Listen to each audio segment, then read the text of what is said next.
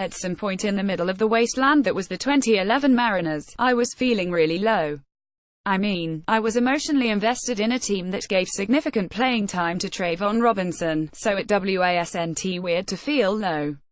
But this was lower than normal. As I sat at my computer one night around 2 in the morning, dully wondering how I was going to wake up at 6, I found myself watching this for what must have been the 50th time.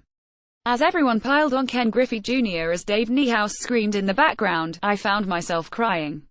Maybe it was watching the unadulterated joy from the Mariners, or maybe it was the foreignness of winning as something that just continues, or maybe I just missed Dave. Whatever it was, whatever it is, I can't watch that video to this day without at least tearing up. I think about Dave a lot. It was his yell that could get me jumping on my bed at 10 p.m., long after I was supposed to have gone to sleep. It was his calm narration that made losses not feel so bad. This game wasn't a must-win. It was against arguably the best team in the league. The Mariners came in with a 7.5-game lead over the Angels for a playoff spot. The division is, realistically, not likely to be within reach. But it felt like a must-win. After last night's game was so eminently winnable and turned so sour, we needed this to alleviate the sting. The Astros won easily, and even if the division probably isn't within reach, it feels like it might be if the Mariners can just keep pace. And with James Paxton pitching, this was going to be the team's best chance in the series. When the game started with Jean Segura immediately committing an error and allowing Mookie Betts to reach first, there was a slight sense of oh boy. Here we go. It felt like things might go downhill fast. James Paxton quickly quelled any of those doubts, striking out the side and ending with this obliteration of Mitch Moreland. With no disrespect to Rick Rizzs, imagine a prime Dave Niehaus witnessing this, and calling that strikeout. He might have lost his voice in the first inning. The bottom of the inning saw Jean Segura do this to Rick Porcello, and all was right in the world.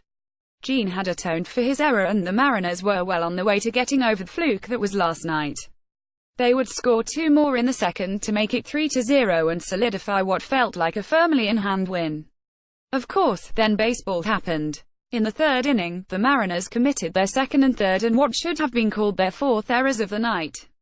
A grounder, thrown wide by Jean Segura. A fly ball, misread by Mitch Haniger. A broken bat blooper, whiffed by Kyle Seager. Suddenly it was a tie game with 2 runners on. Suddenly James Paxton broke, and Xander Bogaerts hit a 3-run dinger.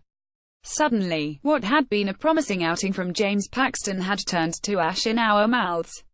For as amazing as the Mariners have been this year, I wouldn't have blamed anyone for turning off the TV or the radio and going to do something else with a Friday night, especially after James Paxton was pulled for Jason Bradford. Dave Niehaus himself probably would have been in quiet disbelief, only continuing to narrate because it was his job. But, as has been their modus operandi all, the Mariners kept fighting. It's a narrative that's so overplayed in sports, that of a team whose chemistry is so tightly woven that they refuse to give up on their game or on each other, and yet it's the narrative that seems to apply to this team night after night. First it was the 5th inning, when Dee Gordon, Jean Segura, and Mitch Haniger put together 3 straight singles and scraped 1 run together. Then it was the 7th inning, when Mike Zunino went opposite field for a home run. Yes, Mike Zunino, opposite field. All while this was happening, it's worth noting, Rob Whalen pitched the game of his damn life. Whalen threw 4 scoreless innings, without which the Mariners certainly never would have had a chance for what came next. The 8th inning started out innocently enough. Kyle Seager managed to work a 2-2 count, but struck out. Up came Ryan Healy, the not-so-proud owner of 3.9% walk rate and a .289 on-base percentage to match it. I don't have the stats to back it up, but it seems like Ryan's been trying to watch more pitches lately. He watched 4 balls in a row, and ended up on first before being pinch run for by Andrew Romini. Next was Ben Gamel. It took me a long time to be sold on Gamel. After his scorching start to 2017, his bat cooled off considerably and remained cold to start this. Gamel has come around over the past month, and for a couple of reasons, it's a damn good thing he got the start tonight. The first reason is that he hit a sharp ground ball into left field for a single. The second reason is that it meant Denard Span was available to pinch hit for Guillermo Heredia against a righty. It's been so long since Safeco had a crowd of 44,500 people other than on opening day. It's been even longer since the Mariners had the crowd living and dying with every pitch.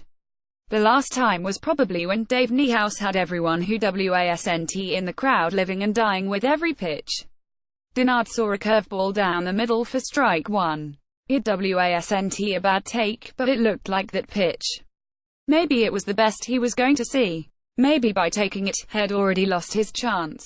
0-1. The next pitch was a fastball high and away, and Red Sox catcher Christian Vasquez let the ball get about 10 feet away from him.